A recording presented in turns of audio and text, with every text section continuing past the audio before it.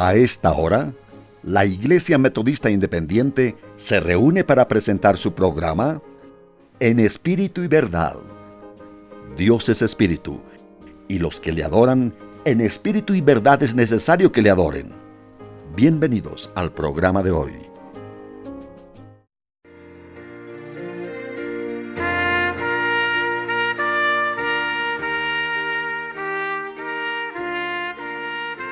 Dadores de esperanza. Este es nuestro tema. Así que vamos a leer en Tito, capítulo 2, versículos 11 al 15. Dice la Biblia así: porque la gracia de Dios se ha manifestado para salvación a todos los hombres, enseñándonos que renunciando a la impiedad y a los deseos mundanos, vivamos en este siglo sobria, justa y piadosamente, aguardando la bienaventurada manifestación gloriosa de nuestro gran Dios y Salvador Jesucristo, quien se dio a sí mismo por todos nosotros para redimirnos de toda iniquidad y purificar para sí un pueblo propio, celoso de buenas obras.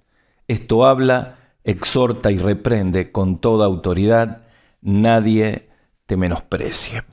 La Biblia, cuando habla de esta bendita esperanza, de esta bienaventurada esperanza aquí en Tito, no está hablando de una esperanza que depende de un hecho, de una circunstancia.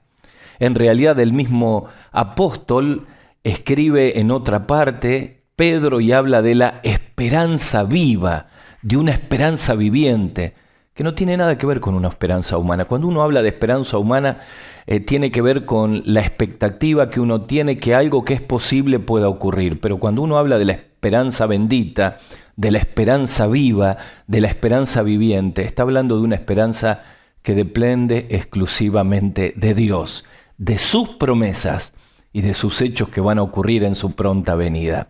Así que dicho esto, yo quisiera que juntos podamos a través de estos pasajes pensar en la esperanza viva y en este desafío que tenemos como iglesia en este tiempo de ser dadores de esperanza. ¿Qué es dadores de esperanza? ¿A qué nos estamos refiriendo? Bueno, tal vez 3 fotografías de la realidad nos pueden ayudar. La primera es un querido hermano, Daniel, que en este mes perdió en 24 horas su esposa de toda la vida. Y está sumido en una batalla de dolor, de soledad, y el espacio vacío lo lleva a una profunda necesidad de aferrarse a una esperanza. La segunda fotografía es de una mujer que está en este momento de nuestra iglesia, pierde un ser querido, no puede ir a despedirlo como tantos, no puede ayudar a su familia, y mientras hablábamos se quiebra y me dice: ¿de dónde voy a encontrar fuerza y esperanza para seguir adelante? La tercera fotografía es de un joven que este sábado, cuando fui al centro de rehabilitación, llegaba por tercera vez, es reincidente. Y yo le decía: mirá, Dios te está dando una chance más. Podés arruinar todo el futuro de tu vida, o podés aprender a vivir con la esperanza viviente de Cristo. Uno se pregunta: ¿esperanza frente a la partida? ¿Esperanza frente al duelo? ¿Esperanza frente a la enfermedad?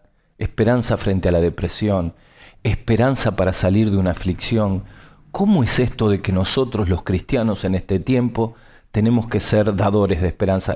Y este versículo lema que tenemos, que está allí en Tito capítulo 2, versículo 13, está entre un párrafo en el versículo 11 al 14, donde Pablo a su hijo espiritual Tito, a quien había dejado para ser pastor de la iglesia de Creta, no era fácil el auditorio de Creta, y allí lo deja Tito, y quizá toda la función que tenía que hacer se reduce en lo que dice el capítulo 1, versículo 5. Dice Pablo: por esta causa te dejé en Creta, en esta carta pastoral personal. Recuerden que las cartas pastorales son 1 y 2 Timoteo, Tito y Filemón.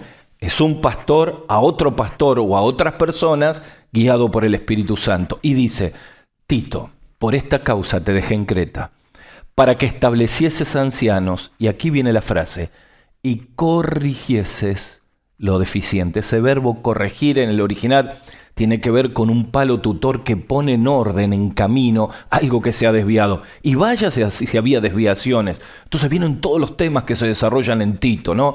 Requisito de ancianos, cómo manejarnos frente a las autoridades, diferentes consejos a diferentes grupos etarios, el retorno del Señor, y en medio de muchos temas teológicos aparecen estos 4 versículos que son una bocanada de gracia y esperanza. El versículo 11 dice: porque la gracia de Dios ha sido manifestada para salvación para todos los hombres. Son los brazos de Dios abiertos diciendo que la gracia de Dios es la que nos rescata, nos purifica, y de pronto aparece este concepto de bendita esperanza. Y al final, en el versículo 14, 15, habla de que Dios ha hecho toda esta obra para nosotros para purificar para sí un pueblo, y anota esta frase: celoso de buenas obras. En otra versión dice comprometido con buenas obras. Yo uno todo este concepto que comienza con la gracia, que viene la bocanada de esperanza y al final nos compromete a nosotros para entender que no recibimos la esperanza inminente del retorno de Cristo solamente para sentarnos en un sillón y esperar que Cristo venga. Sin duda, el desafío más grande de la Iglesia de Jesucristo en este tiempo, donde la mayoría de los lugares los templos están cerrados, o que en forma intermitente se abren y se cierran, donde cada uno de nosotros tenemos un marco reducido de influencia, a veces a través de las redes sociales, a través del teléfono o algunos contactos personales. Sin duda, alrededor nuestro Dios pone personas para que seamos dadores de esperanza. Pero yo me pongo a pensar en la iglesia primitiva, que hasta el año 150, 200 no tenían templos. Perseguidos por Nerón después del año 64, cuando quemando parte de Roma le echó la culpa a los cristianos y desató una persecución que está viva en las páginas de la segunda carta del apóstol Pablo a Timoteo. Pienso en esos cristianos que fueron quemados en la hoguera, que fueron tirados al circo romano, que fueron perseguidos hasta que el cristianismo se hizo religión oficial con Constantino, más allá del año 300. ¿Cómo pudo vivir una multiplicación tan grande? ¿Cómo llegaron a ser casi la mitad de la población del imperio cristiano? ¿Qué ocurrió? Eran dadores de esperanza. Tenían una esperanza viva, la compartían. ¿Se imaginan que el coronavirus lo hubiera frenado? Si Nerón no los pudo frenar. ¿Saben que entre el año 180 y el año 250 después de Cristo hubo 2 grandes epidemias? Una fue de sarampión y la otra fue de viruela. Los cadáveres se apilaban en carretones. La gente huía de las ciudades. Pero Galeno, aquel médico del imperio, escribe en una de sus cartas: solo los cristianos se quedan a cuidar los enfermos y arriesgan su vida por amor de un Jesús al que ellos dicen que es real. Dadores de esperanza. Y quiero llevarles a otro versículo que está en el libro de Romanos. Quiero compartirles este versículo allí en Romanos capítulo 15, versículo 13, para hablarles de 3 columnas, 3 pilares de una vida dadores de esperanza. Dice Romanos capítulo 15, versículo 13, que el Dios de esperanza os llene de todo gozo y paz en la fe, para que abunden en esperanza por el poder del Espíritu Santo. De nuevo, dice Pablo, Romanos capítulo 15, versículo 13. Fíjate las palabras. Y el Dios de esperanza os llene de todo gozo y paz en el creer, en la fe, para que rebosen de esperanza, para que abunden de esperanza por el poder del Espíritu Santo. Cuando Pedro escribe en 1 Pedro capítulo 1, versículo 13, él dice: bendito el Dios y Padre de nuestro Señor Jesucristo, que según su grande misericordia nos hizo renacer para una esperanza viva. Tomá Tito capítulo 2, versículo 13. Hemos recibido la bendita esperanza. Aferrate a los conceptos de Pedro en 1 Pedro 1, 3. Nos hizo renacer a una esperanza viva.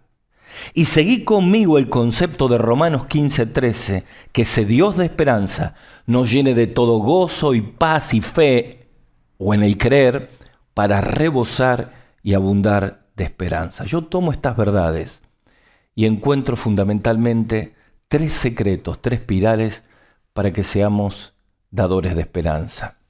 Un querido matrimonio que estamos discipulando, ella llegó este fin de semana y me dijo: no doy más. Y nos mirábamos con Esther y decía: esto es una muestra, un muestreo del sentimiento que exista en toda la humanidad. No doy más. Hemos naturalizado la muerte. Contamos en millones los enfermos, las pérdidas. ¿Qué necesita este mundo hoy? Los rescatistas cristianos, que sean dadores de esperanza. Y vos me vas a decir, Gustavo, si no puedo con mi propia vida, no puedo con mi propia experiencia, ¿cómo puedo hacer? Bueno, tenemos que ir al que es el dador de la esperanza, en Dios. Y aquí, en Romanos, yo encuentro 3 secretos. El primero, la fuente de esperanza, que es Dios. En segundo lugar, los fundamentos de la esperanza, que son 3. Y en tercer lugar, nuestra función como dadores de esperanza. Repetí estos 3 conceptos. Número 1, fuente. Número 2, fundamentos. Número 3, función. Vamos al primero, la fuente de esperanza. Dice aquí en Romanos, y el Dios de esperanza os llene. Y Tito dice, la manifestación gloriosa de nuestro gran Dios y Salvador Jesucristo, fuente de toda esperanza. Hace poco hubo un spot publicitario en mi país donde la gente salía con los 10 dedos de la mano y decía 10 millones de vacunas, como diciendo la publicidad oficial que ahí estaba nuestra esperanza, ¿no? Esperanza en 10 millones de vacunas. Y saben, después las vacunas no llegan a tiempo, no logran la inmunidad, y uno primero se esperanza y después se llena de esperanza y después pierde la esperanza y viene todo tipo de desencuentro, de desilusión, de desesperanza. ¿Saben cuando aquí dice el apóstol Pablo, y el Dios de toda esperanza? Él utiliza esta frase varias veces en este capítulo 15 de Romanos. El capítulo 14 y 15 de Romanos es un compendio de las relaciones interpersonales. Y en el medio, al final de todo este concepto, viene este versículo, y el Dios de toda esperanza os llene de gozo, paz y fe para que rebosen de esperanza. Y él utiliza este concepto varias veces. Por ejemplo, en Romanos capítulo 5, versículo 5 dice, y el Dios de toda paciencia y consolación. En el versículo 33 dice, y el Dios de toda paz. Y aquí esta construcción gramatical está indicando que Dios es la fuente. Dios es la fuente de toda esperanza. ¿Se acuerdan aquel relato de Marcos capítulo 9, versículo 17? Cuando aquel padre trae a su hijo endemoniado, lo atienden los discípulos, no le pueden echar el demonio, aparece Jesús, la gente se conmociona, el Señor le echa fuera el demonio, el padre puede volver a abrazar a su hijo al cual tenía separado, no podía tener una vida normal, no podía abrazarlo de una forma como cualquier padre quiere hacerlo. Pero vamos al diálogo de Jesús y este papá. Y él le dice, lo llevé a tus discípulos y no pudieron. Y Señor, si puedes hacer algo, ten misericordia y ayúdanos. Es todo un ejemplo de cómo tantas veces buscamos la esperanza en personas y no vamos a la fuente única, aquel que es dadores de esperanza. Yo pienso en todos los pastores que me están escuchando, en los líderes. Hablando con un pastor amigo, hicieron una convención de 20 matrimonios cuando le permitía el protocolo en uno de los estados de mi país. Y allí hablaron todos los pastores de nuestras iglesias acerca de la vivencia de todos estos meses de este año de pandemia. Y hubo algo que coincidieron todos. Los pastores que sembraron miedo, cosecharon miedo. Y yo no estoy diciendo que no tenemos que cuidarnos. Las muertes que tenemos alrededor, yo lo vivo diciendo a nuestra congregación, nos tenemos que cuidar más que nunca, tenemos que ser cuidadosos. Pero hay una pandemia que es peor que el coronavirus, y es la pandemia del pánico. Porque el pánico paraliza, porque el pánico nos pone en una posición en la cual nos metemos en nosotros mismos y nos olvidamos la verdadera misión por la cual estamos aquí en la tierra. Por eso, querido, necesitamos que el Dios de toda esperanza nos pueda llenar. Ahora, ¿cómo hacemos para ser dadores de esperanza si no tenemos una relación íntima con el Señor? Mirá, esta pandemia nos ha puesto a cada uno de nosotros cara a cara con el Señor. No está el pastor, no está en la iglesia, y tengo que enfrentar todas mis batallas, yo con el Señor. Cuando comenzó esta pandemia, los primeros 40 días, estuvimos cerrados en nuestra empresa. Teníamos que pagar salarios, deudas impositivas, deudas bancarias, y yo pensaba cómo íbamos a hacer para generar recursos durante 40 días. Cada día tenía su propia ansiedad, así que me levantaba tempranito, me iba a la parte final donde tenemos allí un lugar, nosotros le decimos un quincho aquí en Argentina, es como un lugar aparte para reunirse, comer con la familia, y allá estoy solo y abría mi Biblia y me derramaba delante del Señor cada mañana y cada día. Allí con mi esposa Esther, durante esos 40 días que no podíamos salir de casa, recorrimos el profeta Isaías, recorrimos Mateo, recorrimos los 10 profetas menores, fuimos a Apocalipsis, y en cada palabra sentíamos que el Dios de toda esperanza llenaba nuestras vidas. La porción del lunes no nos alcanzaba para el martes, teníamos que volver el martes de nuevo. Y llenos de esperanza tuvimos oportunidades maravillosas de compartir a Cristo a nuestros vecinos. Entendíamos que éramos el círculo que teníamos que trazar donde nos podíamos mover. Hemos podido llevar personas que no conocían a Cristo, vecinos nuevos, a ese quincho para hablarle de Cristo. Hemos podido ganar tantas personas porque el que nos llenó de la esperanza nos hacía dadores de esperanza. Quizá muchos de nosotros sentimos que no tenemos nada para compartir. Este es un tiempo para que, aunque sea el momento más difícil de nuestro cristianismo, podamos ser dadores de esperanza. El secreto está en la fuente, el Dios de toda esperanza. Pero en segundo lugar, los fundamentos. Dice, y Él os llene de todo gozo y paz en el creer. En otra versión dice, os llene de todo gozo, paz en la fe. Mira, la esperanza tiene 3 enemigos bien prácticos en la vida de las personas: la adversidad, la ansiedad y la aflicción. De nuevo, la adversidad, la ansiedad y la aflicción. Un dador de esperanza necesita fundamentos para poder combatirla, primero en su propia vida y después en la vida de los otros. Y aquí el apóstol Pablo, escribiendo a los romanos, nos habla de gozo, de paz y de fe como antídotos a la adversidad, a la ansiedad y a la aflicción. Mire, vamos al primero de todos estos fundamentos que nos sostiene. No es que tenemos una esperanza basada en cuestiones emocionales o en un exitismo. No. Nuestra esperanza es viva, es viviente, se mueve, se comparte porque está fundada en verdades que son inamovibles de la palabra de Dios. La primera columna es el gozo frente a la adversidad. El gozo frente a la adversidad. Miren, cuando en la Biblia habla de gozo, hace una diferencia con la alegría. La alegría depende de las circunstancias. Me dan un regalo, estoy feliz. Me lo roban y estoy triste. Depende de las circunstancias. Pero el gozo en la Biblia, el gozo del cristiano, no depende de las circunstancias. El gozo es la complacencia de ánimo que una persona que recibió a Cristo siente por su cercanía y su conocimiento de Dios. De nuevo, el gozo espiritual es una complacencia de ánimo que surge de estar en la presencia de Dios, experimentar sus bendiciones, cualquiera sea la circunstancia de la vida. Por eso, cada vez que en la Biblia aparece la palabra gozo, está unida con el concepto de la adversidad. Dice en 1 Tesalonicenses 1, soy, y vosotros vinisteis a ser imitadores de nosotros y del Señor, recibiendo la palabra en medio de gran tribulación, con gozo del Espíritu Santo. Santiago capítulo 1 versículo 3 dice, tengan por sumo gozo cuando se hallen en diversas pruebas.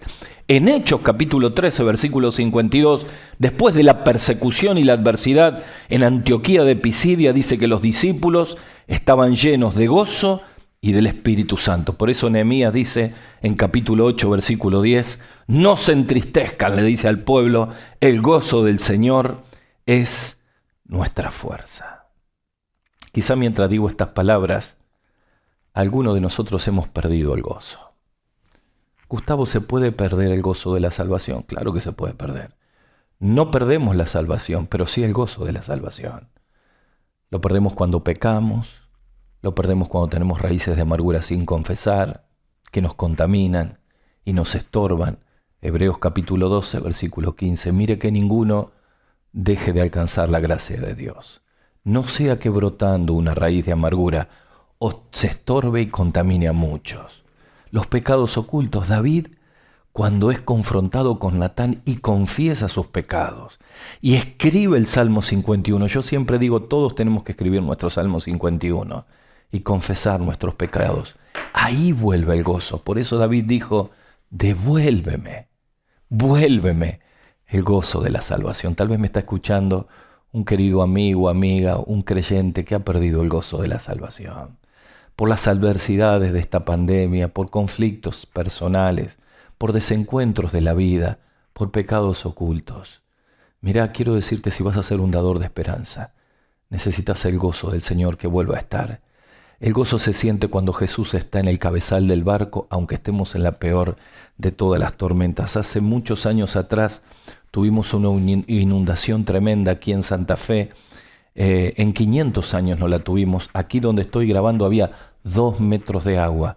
Cuando salimos de aquí tuvimos que salir en una canoa, en una calle que habitualmente están los micros, los bus. Al otro día, cuando nos levantamos, nos subimos a un pequeño barco, aquí le decimos piragua, y con otro pastor de la iglesia salimos a rescatar personas, cristianos, que estaban en los techos de las casas. Las próximas semanas y meses no pudimos volver a nuestra casa, pero entendíamos que teníamos que ser dadores de esperanza. Así que con el gozo de la presencia del Señor y con la película Jesús íbamos a los centros de evacuados. Y la gente nos preguntaba, pero si ustedes han sido inundados, pero entendemos que a veces la adversidad es la mejor manera para experimentar el gozo del Señor.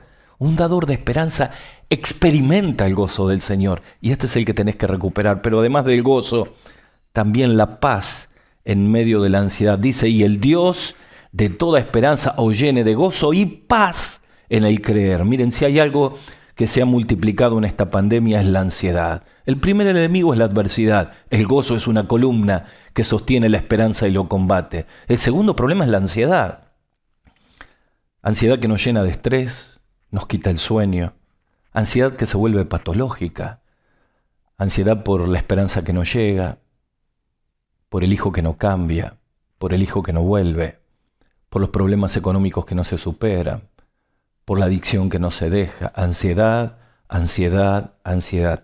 Y se convierte en un gigante que solo la esperanza viviente y la paz de Dios lo puede contener. Primera Pedro capítulo 5 nos invita a echar toda nuestra ansiedad sobre Él, porque Él tiene cuidado de nosotros. Y Pablo nos da la fórmula para combatir la ansiedad. Dice, por nada estéis afanosos, si no sean conocidas vuestras peticiones delante del Señor, con toda oración y ruego con acción de gracias.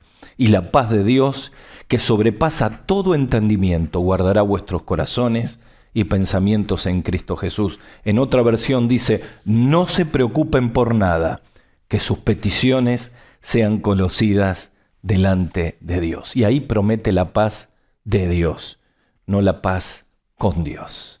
La paz con Dios la recibimos cuando recibimos a Cristo como Salvador. Por eso dice Romanos capítulo 5, versículo 1, justificados pues por la fe tenemos paz para con Dios. Es la paz del perdón de los pecados, de la culpa que es quitada. Pero aquí está hablando de otra paz. Está hablando de la paz de Dios, que sobrepasa todo pensamiento y todo sentimiento que pueda quitarnos la tranquilidad y llevarnos a la ansiedad. Un dador de esperanza es alguien que tiene la paz del Señor. ¿Y cómo se logra en la vida práctica, Gustavo? Como dice Pablo, cambien ansiedad por oración. Si hay un desafío maravilloso que nos ha dejado esta pandemia, es aprender a interceder, a extender nuestros círculos de oración, a extender nuestro tiempo de oración. Hemos desafiado a nuestra iglesia a pasar 30 minutos de oración, 1 hora de oración. Yo estoy diciendo todo esto y alguno me dice, pero si mis oraciones no duran 3 minutos. Mirá, la oración no es solamente hablar con Dios. No es una lista de supermercado donde le pido todas las cosas al Señor. La oración es entrar en la presencia del Señor. Reconocer su señorío, darle gracias por sus bendiciones, echar todas las peticiones y los ruegos. Pero de pronto cuando entras, el Espíritu Santo comienza a trabajar en tu vida mientras vos orás y corrige esas peticiones tan egoístas y las pone en el centro de la voluntad de Dios. Y ahí aparecen nombres, personas a las cuales tenemos que llamar, mandarles un texto, un versículo. ¿Se te ha ocurrido que la intercesión es la manera de alcanzar la paz del Señor en este tiempo? Miren, un querido pastor amigo ha luchado con el cáncer en estos últimos tiempos y en medio de la pandemia estaba a 160 kilómetros de aquí en un autotrasplante de médula. El día que se lo hacen no arrancaba, los signos vitales del cuerpo no arrancaban y me llama su hijo porque es un gran amigo mío, Daniel, este pastor que estoy hablando. Y me dice, Gustavo, mi papá no arranca. Quiero preguntarte algo. Si vos estuvieras en esa cama, ¿qué esperarías que hagamos? Yo le dije, hagan cadenas de oración, hagan cadenas de intercesión, llenen el trono de Dios de oraciones para que tengamos paz y para que Dios nos levante. Y Dios hizo el milagro, arrancó, lo levantó, ya está en su casa, se está reponiendo y preparándose para poder volver a ejercer el pastorado en la iglesia.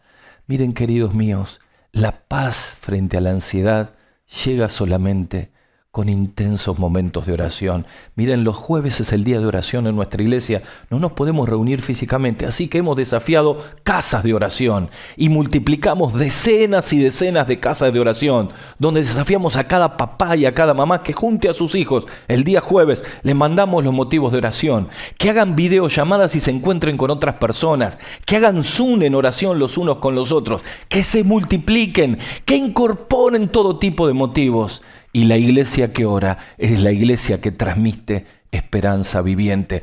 Por eso dice Pablo, que el Dios de toda esperanza os llene de todo gozo para enfrentar la adversidad, de toda paz del Señor para enfrentar la ansiedad y finalmente de toda fe, de todo creer para enfrentar el último de todos los problemas, que es la aflicción.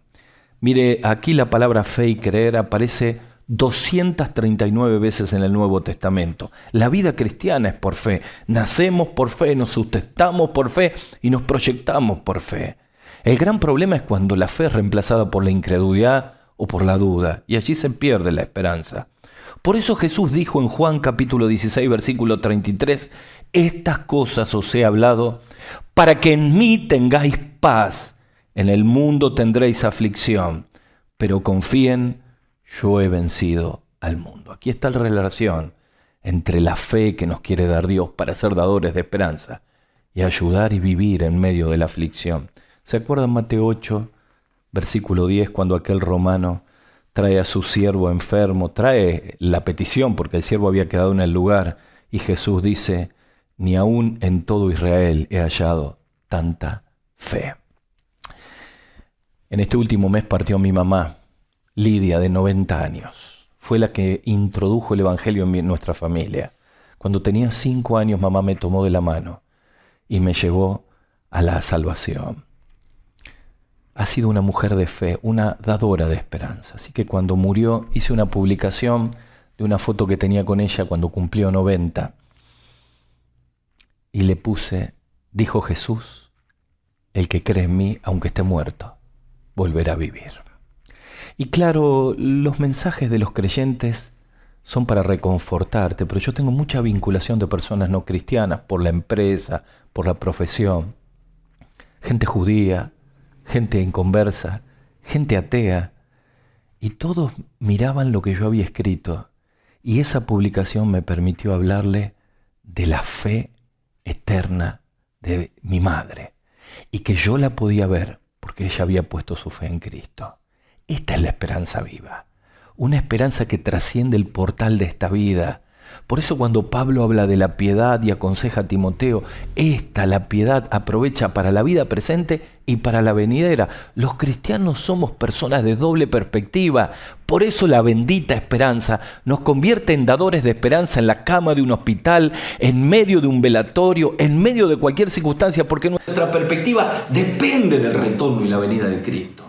Por eso quiero decirte que aquí la fe es la única que puede combatir este mal tan terrible de la aflicción. Necesitamos ser dadores de esperanza. Hablamos de la fuente, Dios. Hablamos de los fundamentos, gozo, paz y fe, para ser dadores de esperanza. Y hablamos de la función, dice Pablo a los romanos, para que abunden en esperanza por el poder del Espíritu Santo. Rebosen en esperanza. Miren, queridos, si la iglesia no somos dadores de esperanza, no tiene sentido ni razón por las que estemos en este mundo. Necesitamos despertar a la esperanza, porque Dios nos va a sorprender. Y cuando hablamos de función de esperanza, quiero ir al versículo 14 y 15 ahí de Tito que hemos leído, donde está esta bendita esperanza. Dice que el Señor purificó para sí un pueblo celoso de buenas obras. En otra versión les decía, dice, comprometido con buenas obras. Pregunta del millón. ¿Comprometidos con qué en este tiempo? ¿Con una denominación? No. ¿Comprometidos con qué en este tiempo? ¿Con juntar gente para un encuentro? No. Comprometidos con llevar la bendita esperanza a quien Dios nos ponga al lado. Cada mañana que me levanto, tengo un listado de 100 hombres que tengo de la iglesia y a cada uno, aparte de orar por ellos, tengo dividido por semanas, les voy mandando un versículo, los animo, los visito. Pero saben, hay días que no tengo ganas de hacerlo y es ahí donde busco la fuente de esperanza. Me afirmo en los fundamentos de esperanza y empieza mi función de dador de esperanza. Una de las tantas experiencias increíbles que Dios nos permitió vivir, de transmitir esta bendita esperanza, fue en un sanatorio. Allí estábamos, yo venía de un día de trabajo y mi hija Marianela me llama y me dice, papá, tenés que ir al sanatorio a visitar al papá de Karina, que es la mamá de una chica del grupo de adolescentes, está muriendo allí. Cuando yo llegué, lo más probable es que no me iban a dejar entrar por todo el protocolo de COVID. Sin embargo, estaba ella en la puerta. Ya se había ido porque me estaba esperando, pero volvió a buscar un bolso, ya se había despedido de su padre. Cuando me ve, yo no la conocía. Ella me dice, ¿usted es Gustavo? Sí. ¿Lo mandó Marianela? Sí. Pasemos. Pasamos la primera línea de control, la segunda línea de control, no sé cómo, pero estábamos en el segundo piso, en terapia intensiva, en medio del coronavirus, con su padre moribundo. Así que yo sabía que ese papá había recibido a Cristo por el teléfono cuando uno de nuestros pastores, el pastor Miguel, le había predicado. Y mientras ella lloraba, yo le decía, mira, cuando mi papá se fue, yo le pude decir hasta pronto, por la bendita esperanza. Decime, Karina, ¿vos podés decirle lo mismo? Y ella me dijo, no. Bueno, y le hablé de Jesús y de la bendita esperanza, en una sala de terapia intensiva, en medio del coronavirus, aquí en la ciudad de Santa Fe. Y frente al cuerpo moribundo de su padre, Karina recibió a Cristo como Salvador. Lo despidió cuando bajamos y pasamos todos los controles. En el auto estaba su hermana, que tiene cáncer. Y ella me tomó del brazo y dice, no se vaya, pastor, háblele a mi hermana. Hacía muchísimo frío, así que ella salió del auto y se tapó con una manta. Y le prediqué ahí en medio de la avenida y recibió a Cristo como Salvador también. Lo último que yo imaginaba cuando me levanté en ese día, que iba a terminar predicando el Evangelio en ese lugar. ¿Por qué te digo esto para terminar? Porque necesitamos ser dadores de esperanza. ¿De qué sirve una esperanza si solo queda en casa? Quiero animarte a que ores al Señor para que renueve tu vida. Quiero que ores para que te devuelva el gozo de la salvación, la fe y la paz que solo Él puede dar. Quiero animarte a que hoy tomes todos tus contactos y le mandes mensajes y le pidas al Señor que te muestre el etíope que viene en el camino de tu vida para que seas un Felipe, porque necesitamos ser dadores de esperanza. Así que voy a invitar que podamos terminar orando allí donde estamos los que somos de Cristo. Señor, ayúdame a cambiar mi manera de actuar y de pensar. Y quiero que esta bendita esperanza se convierta en un dador de esperanza donde yo estoy. Pero tal vez hay un querido amigo o amiga que me está escuchando y que todavía nunca ha recibido a Cristo en su corazón. Yo quiero invitarte ahí donde estás, que hagas una oración de fe. Porque para dar esperanza necesitamos tener la esperanza y la salvación de Jesús. Quiero decirte que Dios te ama, que Jesús murió en la cruz por nuestros pecados y que si le recibís con una oración de fe, Él entra en tu vida, te perdona y te llena de esperanza. Si querés hacerlo, te invito a que ores conmigo. Decile al Señor así: Señor Jesús, reconozco que soy pecador y quiero pedirte perdón por todos mis pecados. Señor, necesito que vengas a mi vida. Te recibo como mi Salvador personal. Oh Señor, lléname de tu esperanza. Te lo pido en el nombre del Señor Jesús. Amén.